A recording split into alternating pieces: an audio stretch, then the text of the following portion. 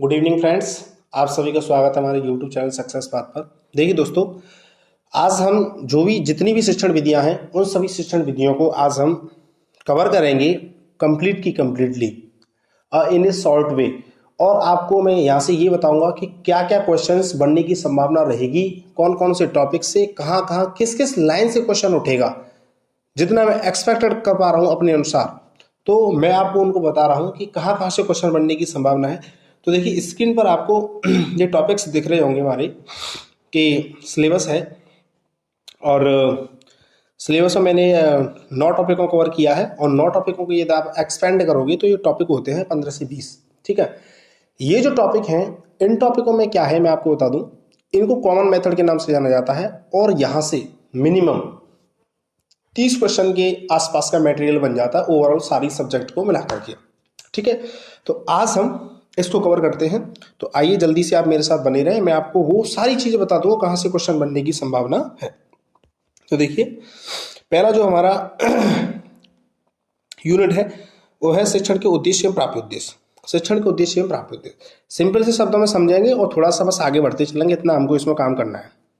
शिक्षण के उद्देश्य एवं प्राप्य उद्देश्य, देखिए शिक्षण के उद्देश्य एवं प्राप्य उद्देश्य, उद्देश्य और प्राप्य उद्देश्य यहाँ से क्वेश्चन है। मैं आपको बता दूं इनके दोनों के अंतर से क्वेश्चन है। तो इनके अंतर पर चलते हैं, क्या क्या अंतर है इनमें। देखिए पहले तो उद्देश्य का आप अर्थ समझ लीजिए। उद्देश्य का अर्थ क्या होता है? उद्देश्य का अर्थ होता है उत प्लस दिश। क्या होता है? उत प्लस दिश मतलब उच्च दिशा दिखाना। मतलब हम कोई ऐसा काम करें जो हमको उच्च दिशा दिखा रहा है, तो वो क्या कहलाता है? उद्देश्य हमारा कहलाता है। जैसे रीट की परीक्षा की तैयारी कर रहे हो, इसके माध्यम से क्या होगा? आप इसके माध्यम से गवर्नमेंट जॉब लग जाओगे। ये हमारे क्या है? शिक्षण का एक उद्देश्य है। ये हमारा क्या है? उद्देश्य है लाइफ का। ठीक है, आगे चलें। आगे देखिए आगे क्या है? शिक्षण के उद्देश्य एवं प्राप्य उद्देश्यों में से देखिए यहाँ से क्वेश्चन है आपसे, शिक्षण के उद्देश्य एवं प्राप्य उद्देश्य। शिक्षण के उद्देश्य प्राप्य उद्देश्य अंतर है। तो देखिए इनके अंतरों को आप एक बार देखेंगे क्या क्या इनमें अंतर होते हैं। तो देखिए इनके अंतर में आप देखिए उद्देश्यों के बारे में अंतर करें और प्राप्त उद्देश्य। तो देखो मैं सिंपल से आपको थ्योरी समझा देता हूँ, उसके बाद देखिए ऑटोमेटिक आपका अंतर समझ में आ जाएगा। जब जब उद्देश्य की या लक्ष्य की बात होगी, जब जब उद्देश्य की या लक्ष्य की बात होगी, तो उद्देश्य या लक्ष्य हैं वो मैं आपको बता दूं, उद्देश्य जो लक्ष्य है वो हमारे क्या है? बड़े ब्रॉड लेवल पर है। क्या है? बड़े विस्तृत है। ये मानिए कि ये वाला जो अंडा सा मैंने बना दिया, ये तो है किसका? लक्ष्य उद्देश्य का। ठीक है, और प्राप्त उद्देश्य के लिए मैंने देखिए एक छोटा सा अंडा बनाया है केवल। ठीक है, इतने से आपको अर्थ समझना है कि जब कोई भाषा या जब कोई विशेषता आपको बड़ी व्यापक और बड़ा अर्थ दे करके चल रही है, उसका मीनिंग मायने में ऐसा है कि समझने में हमारे माइंड से परे हो रहा है, तब वो विशेषता किसकी मानी जाएगी? लक्ष्य उद्देश्य की मानी जाएगी। ऐसी भाषा जो बिल्कुल सिंपल है, जो यहाँ पर बहुत अधिक कन्फ्यूजन नहीं है, जो बिल्कुल लिमिटेड है, वो क्या मानी जाएगा? आपका प्राप्त उद्देश्य माना जाएगा। तो देखिए इनको एक बार पढ़ लेते हैं क्या क्या है। यहाँ से क्वेश्चन मिलेगा, मैं आपको बता दूं। यहाँ से एक क्वेश्चन जैसे कि हिंदी में मिल जाए, मैथमेटिक्स से मिल जाए, 2-3 क्वेश्चन बनने की यहाँ से संभावना हो जाती है। तो देखिए ये व्यापक है, ये सीमित है, ये दीर्घकालिक है, ये अल्पकालिक है, ये अपरिभाषित है, ये परिभाषित है। ठीक है, अपरिभाषित मतलब नॉन डिफाइंड, जिस चीज को हम परिभाषित ही नहीं कर सकते कभी, तब वो नॉन डिफाइंड कहलाएगा। एक है अमापनीय। ये कैसे है? अमापनीय, इनको हम माप नहीं सकते और इनको हम क्या कर सकते हैं?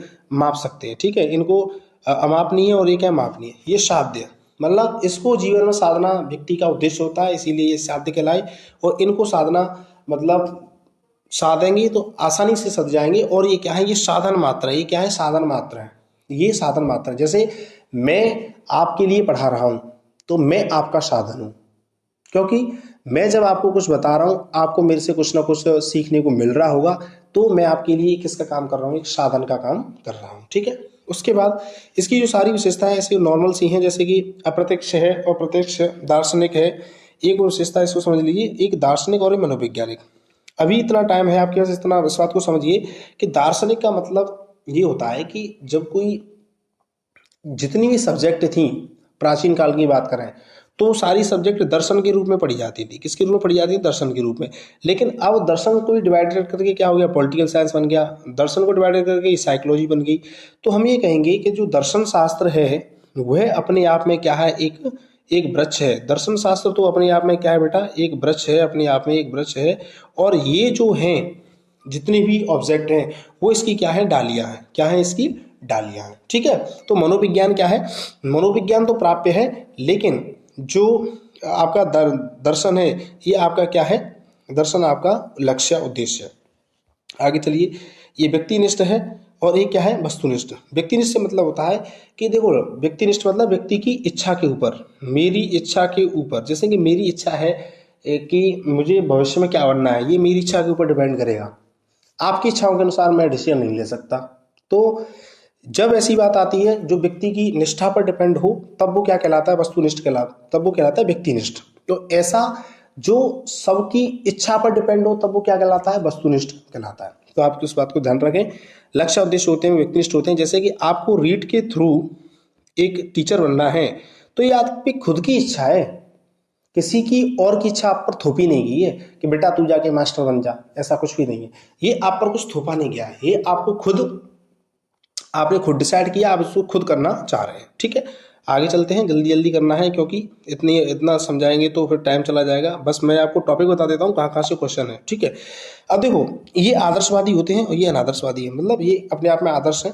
ये सामान्यकृत होते हैं, ये इस विशेषता को याद रखना, बहुत स्टार है। ये सामान्यकृत होते हैं, मैं डिटेल में समझा चुका हूँ। वैसे इसका सामान्यकृत मतलब ऐसी विशेषता जो सब लोगों पर समान रूप से विश्व में लागू होती है, या एज ए सूत्र के रूप में, ऐसा सूत्र के रूप में जो होता है, तब वो सामान्यीकरण कहलाता है। और इसके बारे में आगे क्या लिखा हुआ है? ये विद्यार्थी विभिन्न तरीकों से शिक्षण प्राप्त, देखो, लक्ष्य उद्देश्य कक्षागत शिक्षण की विवेचना में सहायक नहीं है, बिल्कुल सही बात है।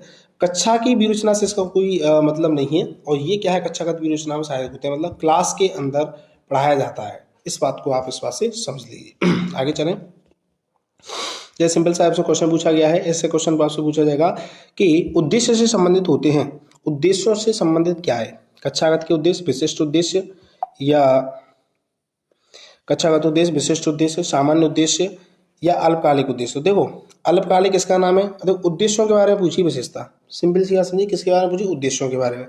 उद्देश्यों के बारे में मैंने बता दिया, जो बहुत बड़ा है, जिसको हम बता नहीं सकते हो, उसका है। देखो, कक्षा में पढ़ाया जाए तो कक्षागत उद्देश्य तो प्राप्त उद्देश्य की विशेषता है। ठीक है, प्राप्त उद्देश्य की विशेषता है।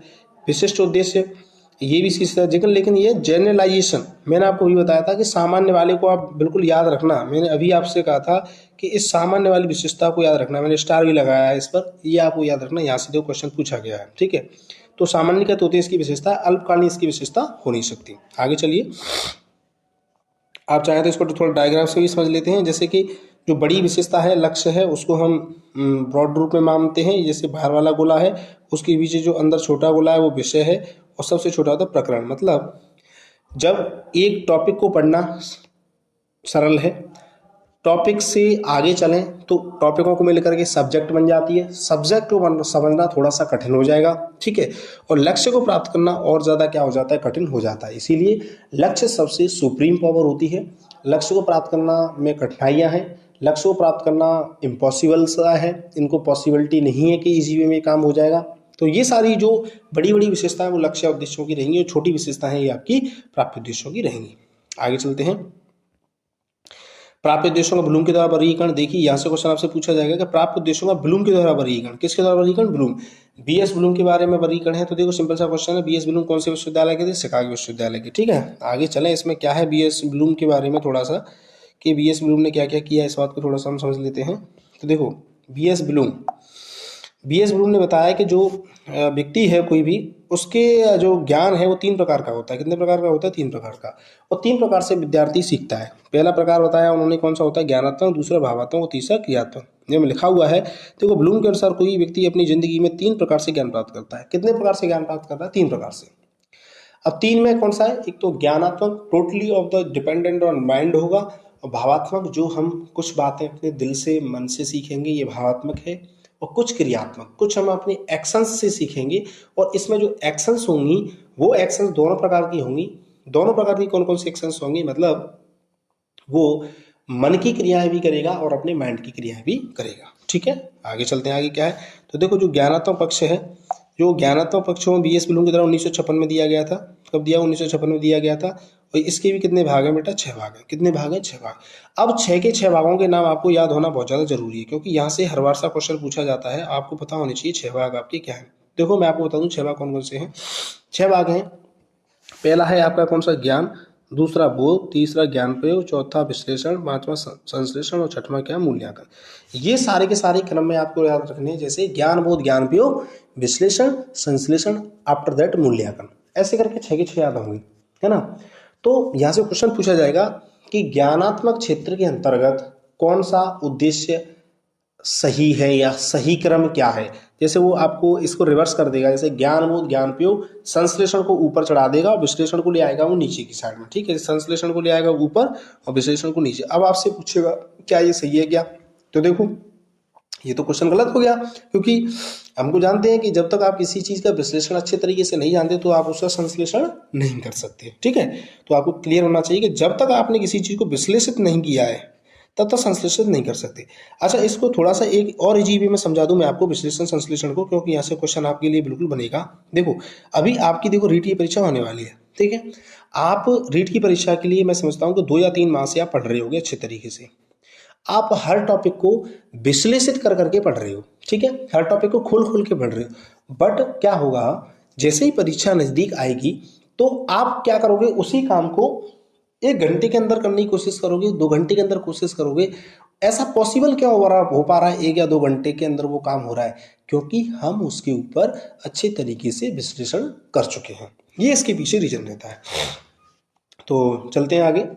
भावात्मक पक्ष के बारे में बात करें तो भावात्मक पक्ष किसने दिया है, तो भावात्मक पक्ष को देने वाले व्यक्ति का नाम है, कौन कौन है, देखिए कर्थवाल था, साथ एक तो था कर्थवाल, एक था मेसिया और ब्लूम। अब देखो 2 के नाम याद रखना, कर्थवाल और मेसिया का नाम याद रखना कि कर्थवाल और मेसिया ने सबसे ज्यादा इस पर क्या किया था, काम किया था। अब भावात्मक पक्ष में क्या है, तो देखिए भावात्मक पक्ष भी आपका कितने प्रकार का होता है, 6 प्रकार का होता है। कितने प्रकार का होता है, 6 प्रकार का। 6 प्रकार कौन कौन से मैं आपको बता दूं, इसमें भी 6 प्रकार की एक्शंस होती हैं। पहली एक्शन है इसमें कौन सी, आग्रहण, फिर अनुक्रिया, फिर अनुमूल्यन, फिर प्रत्यक्षीकरण, व्यवस्थापन और आपके क्या, चरित्र निर्माण। मतलब कोई भी विद्यार्थी होगा या कोई एक्सवाइजेड कोई भी पर्सन है इस दुनिया में, सबसे पहले वो क्या करता है, आग्रहण करता है। आग्रहण मतलब क्या करना, देखना, सब चीज को देखता है। जब वो देख लेता है तो उसके बाद वो अनुक्रिया स्टार्ट कर देता है, अनुक्रिया स्टार्ट करेगा, अनुक्रिया स्टार्ट कर देता है तो उसके बाद उस चीज को वैल्यूइंग देगा कि मैं जिस कार्य को कर रहा हूँ क्या वो कार्य अच्छा है, क्या कहीं वो कार्य गलत तो नहीं है ना। इस चीज को मतलब वो क्या करता है, एडजस्ट करने की कोशिश करता है, क्या मैं कर रहा हूँ सही कर रहा हूँ या गलत कर रहा हूँ। तो इसके भी 6 स्टेप है, आग्रहण, अनुक्रिया, अनुमूल्य, प्रत्यक्षीकरण, व्यवस्थापन और चरित्र निर्माण। इस प्रकार से इसकी भी क्या है, 6 क्रिया है। उसके बाद चले हम, कौन सा है आपका, देखो उसके बाद है क्रियात्मक पक्ष। कौन सा पक्ष है, क्रियात्मक। क्रियात्मक पक्ष में आप ये चले तो क्रियात्मक पक्ष को किसने दिया, सिम्पसन ने दिया है। किसने दिया बेटा, सिम्पसन ने दिया है। और सिम्पसन ने दिया है, देखो गोल गोल कर रखा है, राउंड कर रखा है, सिम्पसन ने दिया है और उसे 1969 में दिया था। कब दिया था, 1969, आप इसको याद रखना। अब इसके बारे में व्याख्या बताते हैं आपको कि जो है आपका क्रियात्मक पक्ष। क्रियात्मक पक्ष को देखो इंग्लिश में जो शब्द है साइकोमोटर डोमेन, क्या नाम है, साइकोमोटर डोमेन। साइकोमोटर डोमेन के नाम से भी जाना जाता है। देखो साइको का मतलब होता है दिमाग, PSICHO, साइको का मतलब होता है दिमाग, और मोटर का मतलब होता है गति। अब देखो जहां शब्द मोटर लग जाता है वो गति हो जाती है। जैसे मोटरसाइकिल, मोटरसाइकिल साइकिल तो है बट लेकिन वो क्या, मोटर है, उसके अंदर क्या है, मोटर है। अब देखो मोटर लग गई तो मोटर क्या कर रही है, घूम रही है ना। अब मोटर पंखा में लग जाए तो क्या, पंखा घूम रहा है। इस तरीके से इसका मतलब होता है कि मतलब ज्ञानात्मक पक्ष भी है और हमारा कौन सा पक्ष है, आपका क्रियात्मक पक्ष भी होता है। तो इसका याद रखना, सिम्पसन ने इसको दिया है, नाम नहीं दिख रहा हो तो मैं लिख देता हूँ, सिम्पसन। आगे चलते हैं हम, देखो इसके भी क्या है, यहाँ लिखा हुआ है देखो, अतः विद्यार्थी जहाँ पर कोई क्रिया दिमाग से करे, प्रयोग करने के साथ साथ शरीर का भी क्या करे, इस्तेमाल करे, तो वो क्या करता है, ये वाली क्रिया कहलाती है, ठीक है। तो आगे देखें क्या है, आगे एक सेकंड देखिए, इसके भी कितने टाइप हैं आपके, 6 टाइप है। मैं आपको बता दूं 6 टाइप कौन कौन से हैं। 6 टाइप है इनके कि एक पहला है उद्दीपन, फिर एक कार्य करना, नियंत्रण, समायोजन, स्वाभिकरण और आत्मभान। इस प्रकार से भी इनके भी क्या है, आपके 6 पार्ट है। तो 6 के 6 को आप याद कर लेना, यहाँ से क्वेश्चन बनेगा। अब क्वेश्चन इंटरलिंक करके भी बन सकता है कि भावात्मक पक्ष का कौन सा भाव नहीं है। अब एक तो भावात्मक का दे दिया, एक क्रियात्मक का ले लिया, एक उसका ले लिया, फिर आपसे क्वेश्चन पूछा जा रहा है, ठीक है। आगे देखें, इन जो सिद्धांत है, ये जो सिद्धांत है जो अभी दिया गया है, इस सिद्धांत को हम 3H सिद्धांत के नाम से जानते हैं। किसके नाम से भी जानते हैं, 3H सिद्धांत के नाम से भी जानते हैं। कैसा सिद्धांत, 3H। 3H का मतलब है, देखिए इसके अंदर 3 H है। कितने H है, 3 H में कौन कौन से H है, पहला एच, पहली एच का मतलब होता है हेड, हेड माइनस क्या हो गया, सिर हो गया, मतलब टोटली ज्ञानात्मक बात हो रही है। दूसरा है हार्ट, हार्ट मतलब भावात्मक, टोटली बात भावात्मक हो रही है। और तीसरा है आपका क्या, क्रिया, और तीसरी बात आपकी कौन सी हो रही है, क्रियात्मक हो रही है। इस तरीके से आपका ये रहेगा। आगे देखा, आगे क्या है,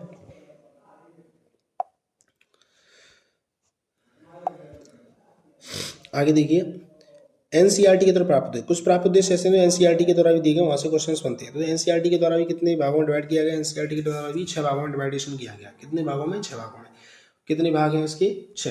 देखो 6 भाग हैं, और 6 भागों में बताया गया है कि कौन कौन सा भाग है। तो देखिए 6 भागों में इनका जो डिवाइडेशन है इस प्रकार से है कि ज्ञान, बोध, ज्ञान प्रयोग, कौशल, अभिरुचि और अवृत्ति। मतलब इस बात को थोड़ा समझने की कोशिश करें। क्या होता है कि पहले जो व्यक्ति है उसको क्या होता है, ज्ञान होता है, और ज्ञान जब धीरे धीरे उसकी समझ में आने लगता है तो स्थिति मानी जाती है बोध, मतलब बोध, अंडरस्टैंडिंग लेवल। कौन सा लेवल, अंडरस्टैंडिंग लेवल। देखो अभी क्या होता है, कुछ देखिए इन चीज को समझिए आप। जब किसी चीज को हम केवल और केवल क्या कर पा रहे हैं, अपने अंदर माइंड के अंदर उड़ेल रहे हैं, माइंड के अंदर उन चीजों को डाल रहे हैं, तब वो कहलाता है केवल और केवल ज्ञान। ठीक है। आफ्टर दैट बोध में क्या होगा, बोध में जब ज्ञान हमने डाला तो ज्ञान के बाद हमारे अंदर अंडरस्टैंडिंग स्टार्ट होने लगी, तब वो क्या कहलाता है, बोध कहलाता है। क्या कहलाता है, बोध कहलाता है। आगे देखिए कौन सा है, ज्ञानोपयोग। कौन सा, ज्ञानोपयोग। तो ज्ञानोपयोग में देखिए क्या है, ज्ञानोपयोग में ज्ञान का उपयोग करना, मतलब लाइफ में ज्ञान का उपयोग करना ही क्या कहलाता है, ज्ञान उपयोग कहलाता है। कौशल, कौशल का मतलब है किसी काम को बहुत आसानी से करना, बहुत अच्छे तरीके से करना, स्किल्ड पर्सन। कौशल जो शब्द आएगा वो आएगा स्किल के लिए, स्किल, स्किल्ड।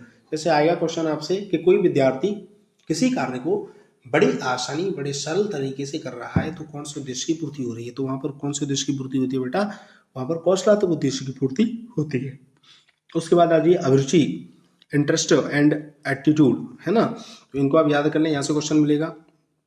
आगे चलते हैं, आगे जहाँ से क्वेश्चन है उन चीज़ों को हम बता देते हैं।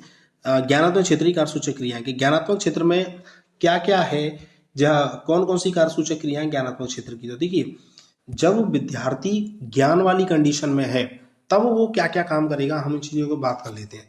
ज्ञानात्मक चीज से मतलब है कि जब विद्यार्थी ने केवल और केवल अपने माइंड के अंदर ज्ञान को ढेला है, तब वो कौन कौन से काम करेगा। तो देखो इसमें जो 2-3 काम है वहां से हर साल क्वेश्चन पूछ जाता है, वो आपको याद रखने हैं। जैसे पहला काम है, सेकंड रुकिए, पहला काम है प्रत्याभिज्ञान एवं प्रत्यास्मरण करना। 2 शब्द है, प्रत्याभिज्ञान, देखो लिखा हुआ है प्रत्याभिज्ञान एवं प्रत्यास्मरण करना, मतलब रिकॉल एंड रिकॉग्नाइजेशन। जब कोई बच्चा रिकॉल एंड रिकॉग्नाइजेशन कर पा रहा है, तब वो आपकी कौन सी स्थिति कहलाती है, आपकी तब आपका वो क्या कहलाता है, तब वो आपकी, मतलब हम करें बात तो ज्ञानात्मक क्षेत्र की स्थिति कहलाती है। ठीक है। और इसमें एक चीज और आपको याद रखनी है, परिभाषित करना। ये क्वेश्चन आपसे पूछा जाएगा। देखो परिभाषित करना कोर्स की विशेषता है, तो परिभाषित करना ज्ञान की विशेषता है, किसकी, ज्ञानात्मक की विशेषता है। ये 3 शब्द याद करना, प्रत्याभिज्ञान और प्रत्यास्मरण, और आपका परिभाषित करना। यहाँ से क्वेश्चन बनने की पूरी संभावना रहेगी। ठीक है। आगे चले, बोध। बोध से मतलब है कि जब कोई आदमी, जब कोई जो इंसान है, जो कोई विद्यार्थी है, हम कहें कि इसके अंदर बोध की कंडीशन उपलब्ध हो गई है, बोध की। तो बोध की कंडीशन से मतलब यह है, कोई विद्यार्थी बोध की कंडीशन में तब वो क्या करेगा। देखो जब किसी बात को विद्यार्थी समझने लग चुका है तो क्या करेगा, उससे रिलेटेड उदाहरण देगा। क्या करेगा, उससे रिलेटेड क्या देगा, उदाहरण। उदाहरण देना, क्या करना, उदाहरण देना, अंतर करना, तुलना करना, वर्गीकरण करना और व्याख्या करना, ऐसे सारे काम करेगा। ठीक है। अब मैं आपको बता देता हूँ यहाँ से मोस्ट एकदम सा, यहाँ से जो क्वेश्चन बनने की जो बिल्कुल पूरी की पूरी संभावना रही, उस बात को मैं आपको बता देता हूँ। तो देखिए आप एक तो ये याद रखिए कि उदाहरण देना किसमें काउंट होगा, आपका बोध में। ठीक है। उसके बाद व्याख्या करना, एक इसको याद रखिए, उदाहरण देना और व्याख्या करना, और एक है अंतर, क्या, अंतर करना। 3 वर्ड याद रखिए, आपसे क्वेश्चन यहाँ से बन जाएगा। ठीक है। यहाँ से क्वेश्चन बनने की पूरी संभावना रहेगी, मतलब यह टीचर ने बनाया तो इसी जगह से क्वेश्चन बनाएगा, यदि बनाया तो, नहीं तो फिर वो स्किप कर देगा। ठीक है। आगे चलते हैं, आगे क्या है, आगे है कि जैसे सिंपल सा, देखो मैंने क्वेश्चन आपको बना के ही बताया है किस तरीके से क्वेश्चन आएगा, कि जैसे कोई विद्यार्थी है वो क्या कर पा रहा है, अक्षांश व देशांतर के मध्य संबंध स्थापित करता है। देखो अक्षांश व देशांतर के मध्य एक संबंध स्थापित कर रहा है या उनके अंदर क्या कर रहा है, अंतर कर रहा है, संबंध स्थापित कर रहा है, तो कौन से उद्देश्य की पूर्ति होगी, तब वो बोधात्मक क्षेत्र के उद्देश्य की पूर्ति होगी। अब एक बात देखिए, यहाँ एक और सेंटेंस लिखा हुआ है नीचे की साइड में, सी पर देखिए क्या है, सी पर है कि विद्यार्थी घन एवं घनाभ और आयत और वर्ग में क्या कर रहा है, अंतर कर रहा है। मतलब घन और घनाभ दो आकृतियां हमने विद्यार्थी को दे दी और दोनों में विद्यार्थी क्या कर रहा है, अंतर करके बता पा रहा है कि सर इसमें ये अंतर है, इसमें अंतर है। तब वो क्या कहलाता है हमारा, तब वो हमारा कौन सा रूप कहलाएगा, तब हमारा बोध वाला रूप कहलाएगा। उसके बाद चले ज्ञान उपयोग। ज्ञान उपयोग में क्या क्या होना है, देखिए ज्ञान उपयोग का सिंपल सा मतलब है प्राप्त ज्ञान को जीवन में उपयोग करना ही क्या कहलाता है, ज्ञान उपयोग कहलाता है। तो देखो इसमें एक कार्यसूचक क्रिया से क्वेश्चन बनता है कि दैनिक जीवन में क्या करना, ज्ञान का उपयोग करना, क्या करना, दैनिक जीवन में ज्ञान का उपयोग करना। और एक और क्वेश्चन है जो आपसे बन जाता है, एक और कार्यसूचक क्रिया है, वो ये है कि भविष्यवाणी करना और पूर्व कथन कहना। ये सिंपल सा क्वेश्चन बनेगा, भविष्यवाणी करना, पूर्व कथन करना इसमें इंक्लूड होगा।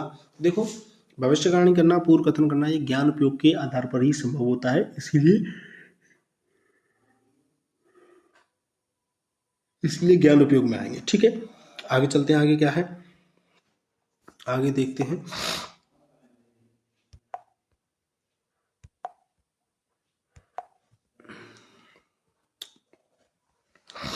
देखो कौशलात्मक क्षेत्रीय कार्यसूचक क्रिया है। कौशलात्मक क्षेत्र के बारे में बात कर लेते हैं। कौशल में क्या क्या होगा, मतलब कोई आदमी कौशलता के साथ कार्य कर रहा है तो पता है क्या क्या काम करेगा।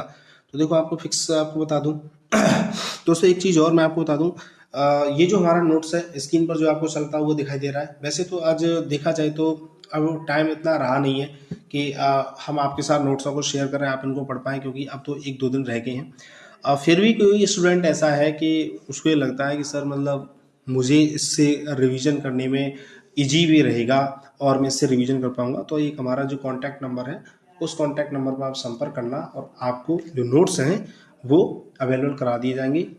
हो सके तो एक छोटा सा चार्जेबल रहेगा, हो सके तो हम हो सके तो आपसे 20 रुपये चार्ज करेंगे, क्योंकि जो भी इसका टाइपिंग का मतलब जो भी लिखने का जो भी खर्चा है जिससे भी हमने लिखवाया है उसका 20-25 रुपये हमसे आपसे लेंगे, तो बता देंगे। और ये तो कोई बहुत ही यदि स्थिति खराब है तो ऐसी बात नहीं, उससे हम फ्री में भी दे देंगे। ठीक है, हमारा कोई टारगेट नहीं है कि मतलब मनी कमाना, ऐसा कोई टारगेट नहीं है। बट अब यदि आपको अच्छा लगता है, आपको जरूरत पड़ रही है, तो फिर हम आपको दे देंगे, ऐसी कोई दिक्कत नहीं है। ठीक है, आगे चलते हैं। देखिए कौशलात्मक क्षेत्रीय कार्यसूचक क्रिया में देखें क्या क्या इंक्लूड होगा। तो कौशला क्षेत्रीय कार्यसूचक क्रिया में यह है जैसे विद्यार्थी गणनाओं को सरलता के साथ, शुद्धता के साथ, शीघ्रता के साथ करेगा। इन तीनों कामों को मतलब सरलता, शुद्धता, शीघ्रता के साथ कोई कार्य कर रहा है। दूसरी और देखिए क्या से क्वेश्चन बनेगा, यदि कोई चित्र, ग्राफ, रसायनी, तालिका, मॉडल, लेखा चित्र आदि मानचित्र को बनाए। हाँ देखो दो तरह की चीज होती है, एक तो क्या है सरलता, शुद्धता, शीघ्रता के साथ काम को कर दे, और दूसरी बात मानचित्र वगैरह वो क्या कर दे, ड्रॉ कर दे, अच्छे से मानचित्र वगैरह बनाते। ठीक है, और यंत्रों का प्रयोग करने में प्रवीणता, यंत्रों का प्रयोग करने में भी क्या हो, प्रवीणता हो। ठीक है, यंत्रों का वो क्या कर पा रहा है, प्रयोग अच्छे तरीके से कर पा रहा है, तब वो इसमें भी इंक्लूड होगा। आगे देखें, आगे क्या है, हाँ अभिरुचि क्षेत्रीय कार्यसूचक क्रिया, ये अधिक इंपॉर्टेंट नहीं है, फिर भी एक दो है उनको आप याद रख लें। जैसे कि अभिरुचि, यदि आपको इंटरेस्ट आ रहा है तो कौन कौन से काम करेंगे। यदि आपको इंटरेस्ट आ रहा है तो सबसे पहली बात है उसकी जीवनी को जानते हैं। कोई आदमी है आपको उसमें इंटरेस्ट आ रहा है तो उसकी तह तक जाने की कोशिश करते हो कि मतलब हु इज दिस, मतलब ये कौन है, ये कहाँ से है, इन सारी बातों को हम जानने की कोशिश करते हैं। तो जीवनियों को जानना और एंड लाइब्रेरी में जा करके पढ़ना, पुस्तकालय में जा करके पढ़ना। वो विद्यार्थी क्या करेगा, पुस्तकालय में जा करके क्या करेगा, पढ़ाई करेगा। अब क्यों कर रहा है पुस्तकालय में जाकर पढ़ाई, पागल तो हो नहीं है जो पुस्तकालय में जाकर पढ़ाई कर रहा है, वो इसीलिए जाकर पढ़ाई कर रहा है कि उसको इंटरेस्ट आ रहा है पढ़ने में, क्या आ रहा है, इंटरेस्ट आ रहा है। ठीक है, तो यहाँ से क्वेश्चन पूछा सकता है। एक आएगा देखो पहेली बनाना है, पहेलियों को बूझना। ये क्वेश्चन मैथमेटिक्स वालों से स्पेशली पूछने की संभावना रहेगी कि पहेलियों को बनाना है, पहेलियों को बूझना, ये किस में इंक्लूड होगा। ठीक है, तो आगे चलते हैं, आगे क्या है, और आपको दिख रहा है उनको आप पढ़ लेना, और मैं जो बता रहा हूँ उनको आप याद कर लेना। ठीक है, दो ही चीज़ है, मैं जो बता रहा हूँ उनको याद कर लेना और वैसे आप सब कुछ पढ़ लेना। अवृत्ति क्षेत्रीय कार्यसूचक क्रियाएं हैं, इनमें अधिक खास नहीं है। जैसे शब्द मिले कर्तव्य निष्ठता और कर्तव्य परायणता, अनुशासन वगैरह, ऐसे जो शब्द मिलते हैं तो वो कौन से क्षेत्र से आपके इंक्लूड होते हैं, वो एटीट्यूड से डेवलपमेंट होते हैं। किससे, एटीट्यूड। अवृत्ति क्षेत्रीय कार्यसूचक क्रिया मतलब ये जो डेवलपमेंट है इससे होता है, अवृत्ति जो है एटीट्यूड से ये सारे काम होते हैं। जब इतना अधिक अच्छा इंटेलिजेंट पर्सन है तो एटीट्यूड के अकॉर्डिंग ही होगा। आगे देखें, आगे क्या है, आगे चलते हैं, आगे सारे क्वेश्चंस हैं। वैसे तो हम थ्योरी के ऊपर कोशिश करेंगे। एक देखो प्राप्त उद्देश्य बारे में एक और क्वेश्चन बनता है आरसीएम कॉलेज से। किससे बनता है? आरसीईएम कॉलेज है एक, regional college of education of Mysore. Mysore की एक कॉलेज है जो क्षेत्रीय शिक्षा महाविद्यालय, इसका हिंदी में नाम है क्षेत्रीय शिक्षा महाविद्यालय। और इसको जो देने वाले विद्वान हैं, जो देने वाले विद्वान का नाम बता दूं, उनका नाम है डॉक्टर दुबे। क्या नाम है? डॉक्टर दुबे। आपसे लिखा मिलेगा डॉक्टर दुबे का संबंध किससे, तो आप बता के आना आरसीईएम से है। और आरसीएम का मतलब क्या है? Regional college of institutions of Mysore. Mysore की ये कॉलेज है, ठीक है। आगे देखिए, आरसीएम के प्रोफेसर डॉक्टर दुबे ने ब्लूम की ज्ञानात्मक को ध्यान में रख करके प्राप्त उद्देश्यों का विभाजन किया था। उन्होंने 4 भागों में विभाजन किया था। आपसे क्वेश्चन पूछा सकता है कि आरसीएम के द्वारा कितने पार्ट्स दिए गए, तो आरसीएम के द्वारा केवल 4 पार्ट्स दिए गए। वो 4 पार्ट्स में कौन कौन सा है? ज्ञान बोध, ज्ञान प्रयोग और सृजनात्मकता। 4 पार्ट में डिवाइड किया है। और सृजनात्मकता के अंतर्गत ही विश्लेषण, संश्लेषण और मूल्यांकन, विश्लेषण, संश्लेषण और मूल्यांकन तीनों चीजों को क्या कर दिया है? इंक्लूड कर दिया है। अब देखिए, आरसीएम के द्वारा केवल 17 कार्यसूचक क्रिया देंगे। आपसे सिंपल सा क्वेश्चन पूछा जाता है कि आरसीएम के द्वारा कितनी कार्यसूचक क्रियाएं दी गई, तो आरसीएम के द्वारा 17 कार्यसूचक क्रियाएं दी गई। तो आपको इनको याद रखना है, इसका कोई इंपॉर्टेंट नहीं है। आगे देखें, बीडी भाटिया की परिभाषा आपसे पूछी जा सकती है। बीडी भाटिया की, कि बीडी भाटिया ने प्राप्त उद्देश्यों के बारे में क्या परिभाषा दी है, तो देखो, उद्देश्यों के ज्ञान के अभाव में शिक्षक उस नाविक के समान है जिसमें लक्ष्य का मालूम नहीं, तथा विद्यार्थी उस पतवार भी नौका के समान है जो समुद्र की लहरों से थपेड़े खाती हुई आगे की ओर चलती है। अब एक सिंपल सी बात बता दूं, वैसे तो परिभाषा लंबी है, आपको याद करने में दिक्कत करेगी। आप इतना याद रखना कि नाव से रिलेटेड परिभाषा किसने दी है, तो नाव से रिलेटेड जो परिभाषा दी है वो दी बीडी भाटिया ने। किसने दी है? बीडी भाटिया। क्योंकि प्राप्त उद्देश्यों के बारे में जो परिभाषा दी गई है वो बीडी भाटिया, जॉन डीवी, 2 लोगों ने ही दी है, वो उन्हीं की पढ़ी जाती है। उसमें सबसे ज्यादा फेवरेट जो परिभाषा है वो बीडी भाटिया की परिभाषा। किसकी परिभाषा है? बीडी भाटिया की परिभाषा है, ठीक है। तो आप बीडी भाटिया की परिभाषा को याद रख लेना। आगे देखते हैं, आगे क्या है। आगे देखिए, अब शिक्षण की सहायक सामग्री, दूसरा टॉपिक है आपको शिक्षण की सहायक सामग्री। यहाँ से क्वेश्चन बनेगा, इनको देख लें। शिक्षण की सहायक सामग्री क्या है, तो देखिए, इनका विभाजन मुख्य रूप से 3 आधार पर होता है। कितने आधार पर होता है? 3 आधार पर होता है। 3 आधार कौन कौन से हैं? ज्ञानेंद्रियों के आधार पर, प्रक्षेपण के आधार पर, एक इसका तकनीकी के आधार पर। 3 प्रकार से इसका डिवाइडेशन है। बड़े ब्रॉड लेवल से इस चीज को कराएं, यहाँ से क्वेश्चन आपसे गलत नहीं होगा। अब देखो, 3 आधार कौन कौन से हैं, तो सामग्री आपको बता दी, ज्ञानेंद्रियों के आधार पर, प्रक्षेपण आते हैं। ज्ञानेंद्रियों के आधार पर 3 प्रकार का होता है। कितने प्रकार का होता है? 3 प्रकार का होता है। 3 प्रकार आपके कौन कौन से हैं? एक तो होता है दृश्य, एक श्रव्य, और एक कौन सा होता है? श्रव्य दृश्य। मोस्टली बच्चे मतलब इसी को समझते हैं, यहाँ से क्वेश्चन आ जाता है। बट लेकिन मैं आपको बता दूं, एक प्रक्षेपण के आधार पर भी होती है, उसका नाम है प्रक्षेपित और अप्रक्षेपित। और एक होती है तकनीकी के आधार पर। तकनीकी के आधार पर एक दो तरीके की है, एक हार्डवेयर एवं सॉफ्टवेयर। अब हम इन चीजों को मतलब 3 ये हो गई, 2 ये 5 और 5 2 7 तरीके की, इनको हम एक बार समझेंगे कि 7 तरीके क्या है, क्या यहाँ से क्वेश्चन बनेंगे। देखो, एक क्वेश्चन पहले पूछा गया, उसको मैंने आपको आंसर कर दिया है, पर स्क्रीन पर दिख रहा होगा आपको। रेडियो की कमियों को दूर करने के लिए कौन से उपकरण को प्रयोग में लिया गया, मतलब रेडियो की कमी को दूर करने के लिए कौन से को उपयोग में लिया गया, तो ग्रामोफोन, टेप रिकॉर्डर, टीवी वगैरह सब कुछ है। अब देखो, रेडियो की कमी, अब रेडियो की कमी ये है कि रेडियो पे जो प्रसारण एक बार आ गया, वो आ गया तो चला गया, यही तो होगा। वो प्रसारण आ गया तो चला गया, लेकिन हम उस प्रसारण को दोबारा से सुनना चाहते हैं। उस प्रसारण को दोबारा से हम सुनना चाहते हैं रेडियो पर, तो किसके माध्यम से सुन सकते हैं? टेप रिकॉर्डर के माध्यम से। टेप रिकॉर्डर के माध्यम से हम क्या कर सकते हैं? सुन सकते हैं। आगे देखिए, आगे क्या है, आगे है भाषा के लिए शुद्धोच्चारण के हेतु कौन से उपकरण को काम में लिया जाता है, तो भाषा के लिए कौन से काम में लिया जाता है? लिंगुआ फ्रैंका को काम में लिया जाता है। सब कुछ एक बार समझाएंगे, लिंगुआ फ्रैंका वगैरह क्या होते हैं, सब कुछ आपको डिटेल से यहाँ पर समझाएंगे। देखिए, सर्व सहायक सामग्रियों के बारे में बात करते हैं। सर्व सहायक सामग्रियाँ, तो देखिए, रेडियो, ग्रामोफोन कौन कौन सी हैं हमने बताई आपके लिए, रेडियो, ग्रामोफोन और कौन सा है? लिंगुआफोन और टैप रिकॉर्डर, डिक्टाफोन। ऐसे करके 4-5 हमने आपको बताई। इन 4-5 के बारे में देख लेते हैं। देखो, ग्रामोफोन के बारे में बात कर देख रहे हैं। ग्रामोफोन के, देखो, रेडियो को सभी जानते हो, देखो सिंपल सा, रेडियो को सभी जानते हो, टैप रिकॉर्डर को सभी जानते हो। मैं आपसे बात कर रहा हूँ ग्रामोफोन के बारे में। किसके बारे में? ग्रामोफोन। देखो, ग्रामोफोन को आपको मैं थोड़ा सा पिक्चराइज करा दूं। आपने 3 इडियट नाम की मूवी देखी होगी। जब वो प्रोफेसर अपनी सेविंग बनवाता है, तो उस टाइम एक जो क्या था, जो बार्बर था, जो नाई था, जो हजामत उस समय करता था, तो क्या करता था वो 7 मिनट के लिए गाना लगाता था और 7 मिनट के अंदर ही क्या होता होनी होती थी उसकी सेविंग बननी होती थी। तो तुमने देखा होगा गोल गोल सी कैसेट सी थी और उसमें क्या लगा हुआ था, भोंपू सा लगा हुआ था और उस भोंपूसे के माध्यम से क्या आवाज आती थी। अब इसमें क्या था, मैग्नेटिक सिस्टम था। क्या सिस्टम था, मैग्नेटिक सिस्टम था, जिसके माध्यम से आवाज सुनाई देती थी। तो 3 इडियट्स मूवी में एक जो यंत्र है वो क्या था, आपका ग्रामोफोन था। ठीक है,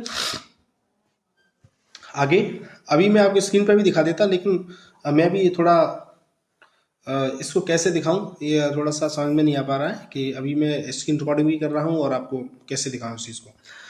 आगे देख देंगे, बता देंगे आपको, किसी समझ में ना आए तो उसको कमेंट कर देना, मैं आपको उसका चित्र भेज दूंगा क्या होता है।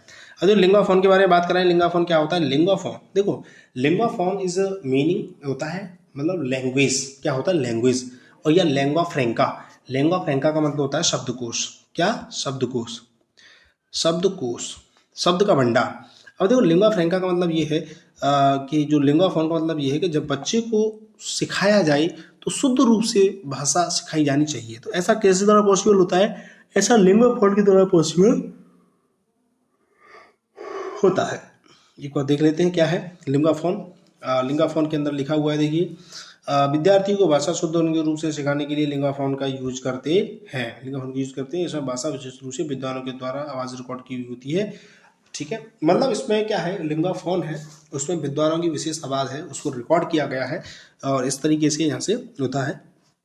आगे देखें क्या है, जिससे क्या विद्यार्थी शुद्ध रूप से वहां से सीख जाता है। अब है रेडियो पर स्कूल प्रसारण सर्वप्रथम 1937 में कौन से स्टेशन से हुआ था। तो जो रेडियो पर सर्वप्रथम प्रसारण हुआ था वो था मद्रास से हुआ था। किससे हुआ था, मद्रास से। क्वेश्चन पूछा गया है, मैंने इसीलिए दिया है, मैं आपको बता दूं मोस्टली मैंने वही क्वेश्चन ऐड किए हैं जो क्या है पूछे गए यहाँ पर क्वेश्चन है, पूछने की संभावना रहती है। वैसे रीट में ऐसी संभावना नहीं रहेगी, तो इनको आप देख लें कौन से लिंगाफोन, ग्रामोफोन वगैरह, मतलब जहाँ जहाँ फोन फोन फोन शब्द इस्तेमाल आता है, फोन का मतलब तो केवल आवाज से होता है। किससे होता है, आवाज से। तो आवाज किस में आ जाएगी, केवल और केवल शब्द वाले में। आगे चलें, आगे क्या है, दृश्य के चार्ट को देख लें। दृश्य सहायक सामग्रियों में कौन कौन सी है, तो दृश्य सहायक सामग्री देखो चार्ट है, चार्ट, मॉडल, ग्राफ, मानचित्र, रेखा चित्र, श्यामपट्ट, श्यामपट्ट इंपॉर्टेंट है।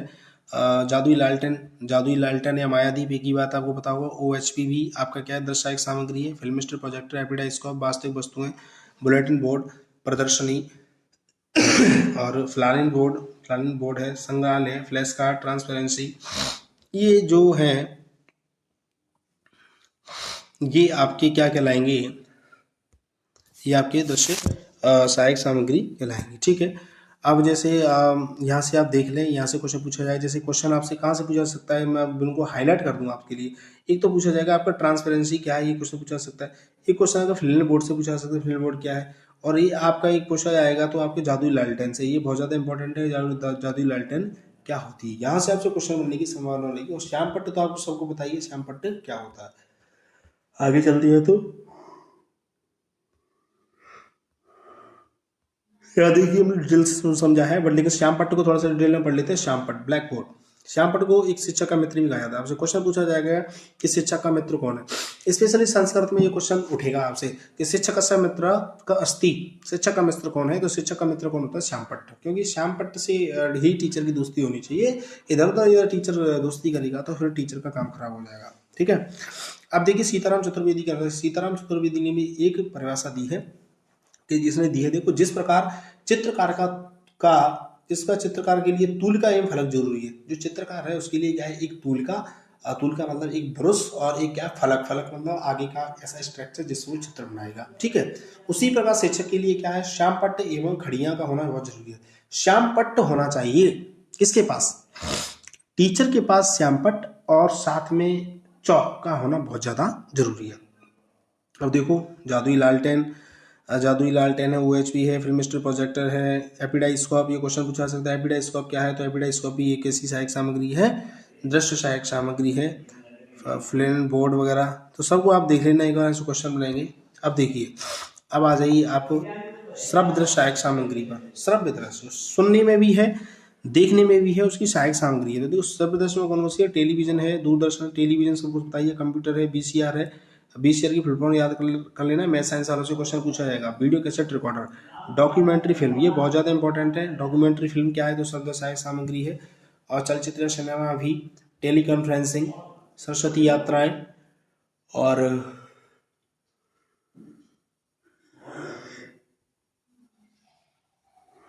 ये जो मैंने आपको इम्पोर्टेंट बताया है ये सारे क्वेश्चंस हैं, यहाँ से क्वेश्चन बनने की संभावना रहेगी। सबकी डिटेल इसमें लिखी हुई है और डिटेल मैंने आपको हाईलाइटेड चीज़ बता रहा हूँ। अब देखो प्रक्षेपित सहायक सामग्री क्या है, इसके थोड़ा अर्थ को समझा दो जिससे आप क्वेश्चन निकाल पाओगे। देखो प्रक्षेपित का मतलब होता है किसी चीज़ को फेंकना, क्या करना, प्रोजेक्टेड करना। जैसे यहाँ कोई चीज़ है और इसको मैं फेंक रहा हूँ यहाँ पर, ये क्या है, प्रोजेक्शन है। ये क्या प्रोजेक्शन है ना, ये प्रोजेक्शन है किसी चीज़ को दूसरी जगह पर फेंकना। अब क्या होता है कि जब हम थिएटर वगैरह मूवी देखने के लिए जाते हैं तो वहाँ पर प्रोजेक्टर लगा हुआ होता है, और प्रोजेक्टर क्या पीछे से क्या फेंकता है, लाइट फेंकता है किसके ऊपर, पर्दे के ऊपर फेंकता है। तो ये क्या कहलाता है, प्रोजेक्शन कहलाता है, ये क्रिया प्रोजेक्शन कहलाती है। अब आपसे पूछेगा कि प्रक्षेपित सहायक सामग्री किसे कहते हैं, तो सिंपल, ऐसी सहायक सामग्री जिनसे क्या हो सके, प्रक्षेपण हो सके, तब वो सहायक सामग्री क्या कहलाएगी, प्रक्षेपित सहायक सामग्री कहलाएगी। अब सिंपल सा क्वेश्चन पूछेगा OHP क्या है, उसका नाम ही ओवरहेड प्रोजेक्टर है, तो भैया वो क्या करेगा, किसी वस्तु का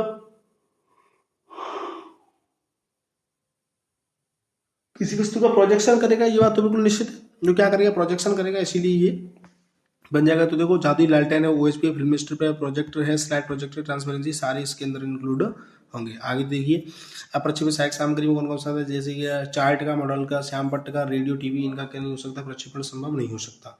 अब देखो श्यामपट्ट का आविष्कार किसने किया था, क्वेश्चन आपसे पूछ रहे हैं, क्वेश्चन है कि श्यामपट्ट का आविष्कार किसने किया था, जेम्स विलियम ने किया था। किसने किया था, जेम्स विलियम ने श्यामपट्ट का आविष्कार किया था।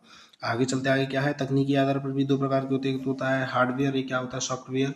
हार्डवेयर का मतलब होता है कठोर सहायक सामग्री, और सॉफ्टवेयर का मतलब सहायक सामग्री। सिंपल से शब्दों में समझ लें, जो सामग्री ऊपर से हार्ड है, ठीक है ना, और जो उससे सहायक सामग्री है बहुत अधिक मशीनरी है, तब वो सहायक सामग्री क्या कहलाती है, हार्डवेयर कहलाती है। तो लिखा हुआ है ऐसी सहायक सामग्री जिसमें तकनीकी गठन होती है तथा जब उनका प्रयोग किया जाए तो उसमें विद्युत धारा का प्रयोग भी होता है।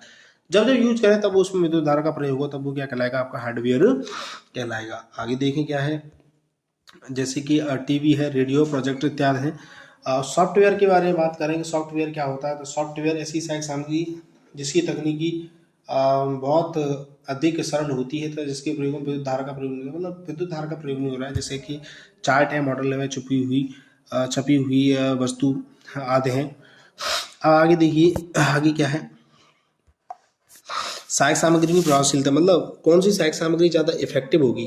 कोई सहायक सामग्री क्या होती है, इफेक्टिव ज़्यादा होती है, तो इफेक्टिव किस आधार पर होती है, इस बात को हम देखेंगे कि कोई है तो इफेक्टिव किसके आधार पर वो होगी। एक सेकंड, हाँ, इफेक्टिव है कोई सहायक सामग्री तो किस आधार पर होगी, तो इफेक्टिव के बारे में बात करें तो शिक्षण की सहायक सामग्री प्रभावशीलता के बारे में, शिक्षण सहायक सामग्री प्रभावशीलता के बारे में एडगर डेल ने बताया था। सिंपल सा क्वेश्चन पूछा जाएगा, प्रभावशीलता के बारे में किसने बताया था, तो आप वैज्ञानिक का नाम याद रखना, इसका नाम क्या था भैया, एडगर डेल। और इसने जो एक जो मेन बात दी थी, इन्होंने दिया था एक सिद्धांत, अनुभव का शंकु। कौन किसका सिद्धांत दिया था, अनुभव का शंकु, ऐसे करके शंकु, ये इन्होंने बताया कि ये अनुभव का शंकु होता है, इन्होंने ये बताया था। इसमें आपको थोड़ा सा समझा दूं कि कोई वस्तु हो उसकी प्रभावशीलता ऊपर से नीचे की ओर क्या करती है, बढ़ती है, ऊपर से नीचे की ओर क्या करती है, वो बढ़ती है, ठीक है। इस तरीके से ये इसमें इंक्लूड होगा। आगे देख लेते हैं, आगे क्या है कि निम्न से प्रभावशीलता का बढ़ता हुआ क्रम क्या होगा, कि प्रभावशीलता किसमें बढ़ती है, मौखिक, प्रक्षेप, प्रत्युष्ट प्रयोग। मतलब किसी कोई ज़्यादा चीज़ इफेक्टिव कब होगी, मुंह से बोलने पर ज़्यादा इफेक्टिव है, कि प्रोजेक्टेड करने पर ज़्यादा इफेक्टिव है, कि नॉन प्रोजेक्टेड ज़्यादा इफेक्टेड है, क्या प्रत्यक्ष प्रयोग करने पर ज़्यादा इफेक्टेड है। तो सिंपल सी बात है, किसी काम को आप खुद प्रयोग करके सीख रहे हो तो वो सबसे ज़्यादा क्या रहेगा, प्रभावशाली रहेगा। तो यहाँ से सिंपल सा क्वेश्चन पूछा जाएगा कि सहायक सामग्री दी हुई होंगी आपको चार, और चार में से कौन सी ज़्यादा इफेक्टिव सहायक सामग्री है, ये ऐसा करके यहाँ से आपसे क्वेश्चन होगा। तो ठीक है दोस्तों, आगे चलते हैं। जैसे मैंने आपके लिए ये स्लाइड बना रखी है कि शुरुआत में क्या होता है, वर्बल है, उसके बाद देखो शुरुआत में है आपके लिए वर्बल मतलब मौखिक रूप से, और देखो बीच में लिखा हुआ है जैसे कि चार्ट वगैरह से पढ़ाना, फिर मॉडल 3D से पढ़ाना। देखो मॉडल डायनेमिक और मॉडल 3D, तो 3D का मॉडल से इफेक्ट ज़्यादा रहेगा, इसीलिए थोड़ा सा नीचे लिया है। और सबसे जो एंड में लिया गया वो है फील्ड ट्रिप। क्या करना, फील्ड ट्रिप। जैसे अब किसी बच्चे को क्या करें, हम केवल किसी बच्चे को खुद घुमाने के लिए ले जाएंगे, चल भैया तेरे को घुमा के लेके आते हैं, तो वो क्या कहलाए, फील्ड ट्रिप कहलाएगा नहीं कहलाए। तो वो ज़्यादा इसका लर्निंग क्या रहेगी, उससे इफेक्टिव ज़्यादा रहेगी। आगे चलें। एनसीईआरटी के अनुसार भी शिक्षण की सहायक सामग्री है, तो एनसीईआरटी के अनुसार क्या क्या है मैं आपको थोड़ा सा बता दूं। इसके भी 6 प्रकार हैं। इन्होंने ग्राफिक्स, डिस्प्ले, त्रयामी, प्रक्षेपित और श्रव्य एवं प्रक्रिया, ऐसे करके इन्होंने इसमें इंक्लूड कर दिया। यहाँ से क्वेश्चन नहीं बनेगा, मैं आपको बता दूं, ठीक है। यहाँ से क्वेश्चन बनने की संभावना नहीं होती है। आपका बनेगा लिंगुआ फ्रैंका वगैरह से, है ना। मैंने आपको बता दिया है लिंगुआ फ्रैंका से। और मैं आपको बता दूं, थोड़ा सा और क्लियर कर दूं,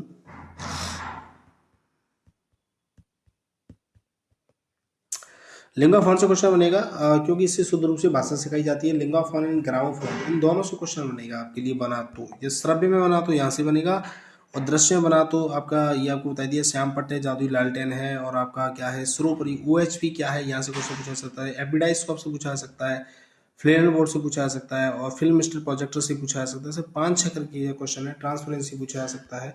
ये आपके शब्द हैं, इनको आप याद रख लेना। आगे चलते हैं, आगे क्या गया है। अब आइए शिक्षण की सहायक सामग्री। अब शिक्षण की सहायक सामग्री थी, अब पढ़ेंगे थोड़ा शिक्षण की सामग्री। अब शिक्षण की सामग्री और सहायक सामग्री थोड़ा सा अंतर होता है। शिक्षण की सामग्री से मतलब है कि ऐसी जो हम पढ़ाने के काम में लेंगे और उससे खुद उस टीचर्स को सीखने को मिलेगा, तब वो शिक्षण की सामग्री कहलाती है। क्या कहलाती है? शिक्षण की। देखो इसमें लिखा हुआ है, बोर्ड द्वारा निर्धारित की गई पुस्तक शिक्षण की सहायक सामग्री ना होकर शिक्षण की सामग्री होती है। ये सहायक सामग्री नहीं है। Books is not a assistant. Books कोई असिस्टेंट नहीं है। आप देखा जाए तो बुक्स तो ज्ञान का भंडार है, बुक्स असिस्टेंट नहीं है, बुक्स तो ज्ञान का भंडार है। अब ये गाइड वाइड ले रहे हो, ये बुक्स में नहीं है। अपनी बुक्सों के बारे में बात करें कि अपने चारों वेद हैं, ये क्या है, बुक्स हैं, है ना, और भागवत गीता है। इनमें जो ज्ञान लिखा हुआ है वो हाई लेवल का ज्ञान है, मतलब उसका तोड़ नहीं है, ठीक है। उसको आप समझ नहीं सकते, और मतलब वो एकदम क्लियर माना जाएगा, ठीक है। जो उसमें लिखा हो वही सत्य है। इसीलिए क्या है कि ये शिक्षण की सहायक सामग्री नहीं होती, ये सामग्री होती है। और पाठ्य पुस्तक के बारे में था, पाठ्य पुस्तक शिक्षण की सामग्री नहीं होती है। बाद में देखो बुक शब्द की उत्पत्ति, तो बात ये है, सिंपल सी आपको समझ लेनी है कि पाठ्य पुस्तक बेटा सहायक सामग्री नहीं है, ये अपने आप में क्या है, सामग्री है। क्या है? सामग्री है पढ़ाने की। तो बुक शब्द की बारे में बात करें, बुक शब्द की उत्पत्ति जर्मन भाषा के शब्द से हुई, इसका अर्थ होता है बीच। बीच माने होता है पेड़, बीच माने क्या होता है? पेड़। तो ये पाठ्य पुस्तक की विशेषता है। पाठ्य पुस्तक की विशेषताओं क्या क्या है? देखो एक था थ्रिंग था। थ्रिंग ने तो ये कहा था कि जो अच्छी एक पुस्तक होती है वो तो शिक्षकों की भी शिक्षक होती है, शिक्षक की भी शिक्षक है वो। क्या है? तो ऐसी परिभाषा थ्रिंग ने दी पाठ्य पुस्तक के बारे में। डगलस ने क्या परिभाषा दी थी कि teacher and text books make the school, मतलब शिक्षक एवं जो पाठ्य पुस्तक है वही मिलकर के विद्यालय का निर्माण करते हैं। यहाँ से क्वेश्चन पूछा सकता है दोनों से नहीं, लेकिन हाँ इन परिभाषाओं से क्वेश्चन नहीं आएगा, आपको समझ लेना है केवल। आगे उद्योतन सहायक सामग्री किसे कहते हैं? उद्योतन का मतलब होता है कि ऐसी सहायक सामग्री जो किसी टॉपिक को पढ़ाने के साथ साथ उसके रूप में सप्लीमेंट्री तौर पर काम में आती है, तब वो उद्योतन कहलाती है। ठीक है, पढ़ लेते हैं। सहायक सामग्रियों में से जो सामग्री विशेष रूप से किसी प्रकार से संबंधित होती है उसे उद्योतन सहायक सामग्री कहते हैं। मतलब सप्लीमेंट्री नहीं, मतलब जो मेन रूप में काम आती है ना, वो उद्योतन सहायक सामग्री कहलाती है। जैसे प्रकरण को पढ़ाना हो तो त्रिभुज से संबंधित मॉडल उद्योतन सहायक सामग्री है। अब देखो सुनो, जैसे एक टीचर है, उसको बनाना है त्रिभुज का मॉडल, ठीक है। अब त्रिभुज उसके लिए उद्योतन है, और साथ में आप चौक लेके जा रहे हो, साथ में क्या लेके जा रहे हो? चौक लेके जा रहे हो। ये उद्योतन नहीं है। ये सामग्री क्या है? आपकी उद्योतन सहायक सामग्री नहीं मानी जाएगी, ये आपकी नॉर्मल सी सहायक सामग्री मानी जाएगी।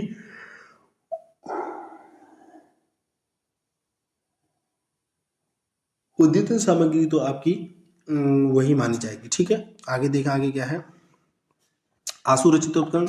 आशु माने होता है शीघ्र, ऐसे उपकरण जो शीघ्र का निर्माण होता है तो आशु रचित उपकरण कहलाते हैं। तो मैंने क्वेश्चन दिए हुए हैं कि हार्डवेयर सहायक सामग्री कौन सी है? तो हार्डवेयर में देखिए चार्ट है, फिल्म स्ट्रिप है, मॉडल है, तो इसमें फिल्म स्ट्रिप है। फिर एक और क्वेश्चन है, चेंज हो जाए, फिल्म स्ट्रिप की अपेक्षा फिर ऑप्शन में टीवी भी इंक्लूड कर दिए। तो देखो टीवी इज एक और ज़्यादा कठिन हो जाएगी, इसीलिए इसमें टीवी उसका आंसर हम मान लेंगे।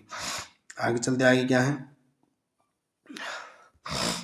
आगे चलने से पहले थोड़ा एक सेकंड रुक लेते हैं।